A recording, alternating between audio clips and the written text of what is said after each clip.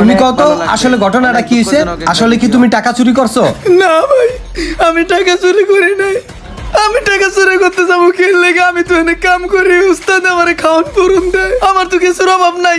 এই যে রুমান ভাই সকালে আমার দইটা বাইন্দা হালাইছে, বাইন্দা কান সামারান বাড়ি দিছে, কইতেছে তুই নাকি উস্তাদের 1.5 ঘন্টা চুরি করছস। আমি তো ভাই আর কিছু জানি না ভাই। আপনি কোন ভাই, আমি কেমনে এই উস্তাদের লাগে বেইমানি করব? নিমু কেন আমি করবো? আমি তো উস্তাদের নুন খাইছি।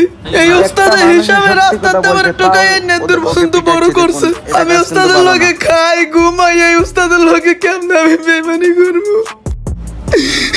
আমি কোনো টাকা নেই নেই মামুন ভাই।